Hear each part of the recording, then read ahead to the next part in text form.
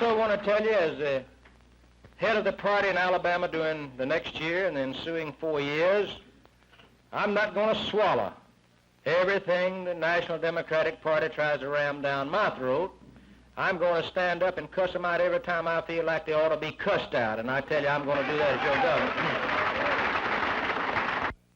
I was in the Democratic Convention of 48. I visited every young Democrat convention until I was too old to belong to that group. I've been a delegate to 2 national conventions. I spoke for the party in 1960, and I want to tell you this. We people in the South have done more for the Democratic Party than any other section of these United States. Senator Hill and the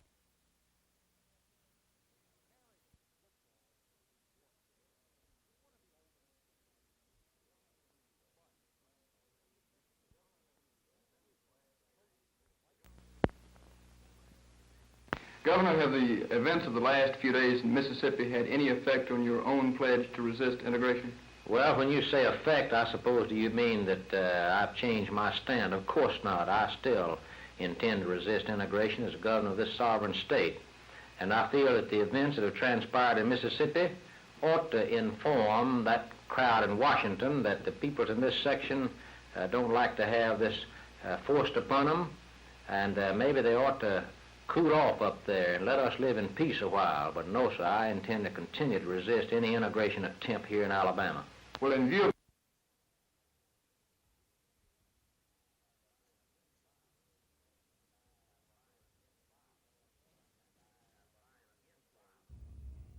but I am against violence, and I, of course, want to see law and order maintained. And that which transpired in Mississippi should indicate to those in Washington that any attempt by them in the future to do this to other states creates the condition that brings about the breakdown of law and order. The federal government and that crowd in Washington, they are responsible for the bloodshed in Mississippi, not the people of Mississippi. And I tell you, the president the other night piously stated that we must agree with laws, that we must obey laws we disagree with, but not one single time when the mass violation and flagrant violation of state and county and city law in Albany and Montgomery and Jackson by Martin Luther King did he ever open his mouth. The only difference is that Martin Luther King, he can do what he wants to do, but the people, the white people of Alabama and the South, of course, we must obey that which we disagree with, so he says.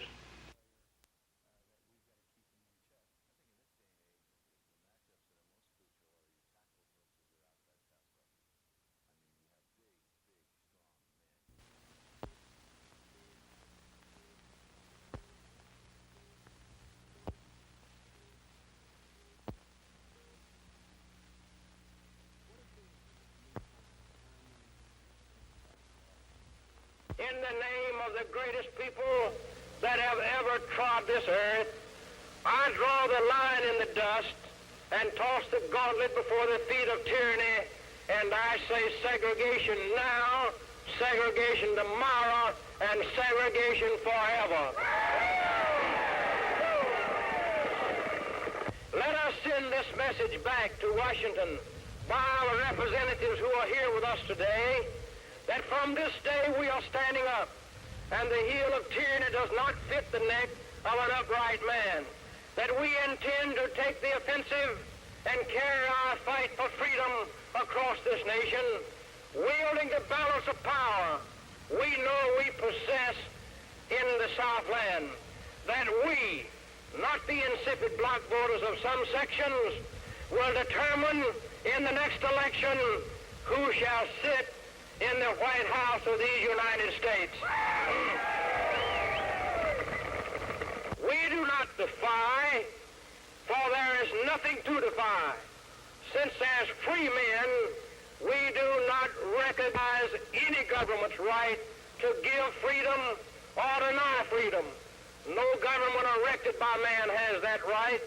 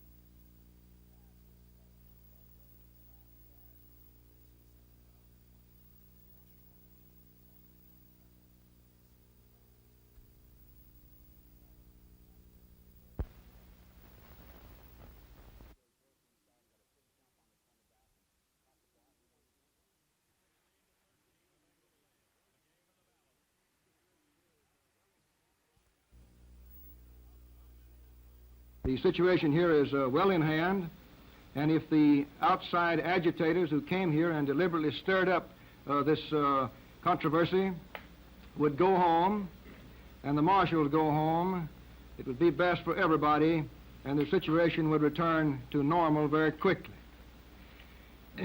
These incidents in Alabama were caused by outsiders who came to this state seeking trouble. They were not invited. They were not here on any legitimate business. They were not here as visitors or tourists. They were not traveling through the state. They came here, bought tickets from town to town, and did everything that they possibly could to create incidents and breaches of the peace in each place that they stopped.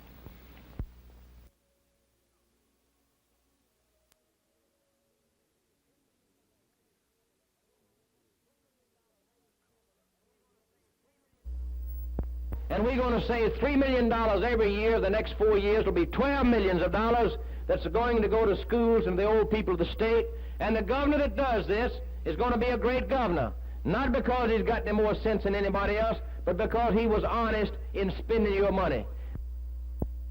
One man in Florence last year made $53,000, and he didn't hit a lick of the snake, he just signed his checks. Nearly $1 million a year goes to about 50 people. And don't you think they aren't fighting today to keep it, for the simple reason that I really stirred them up. But we are not going to have 50 people drawing $1 million a year for doing nothing. I'm going to require the liquor companies, my friends, to have a license fee equal to the amount they're now paying their liquor agents to go into the treasure of Alabama to be used for the school children and the old people of the state.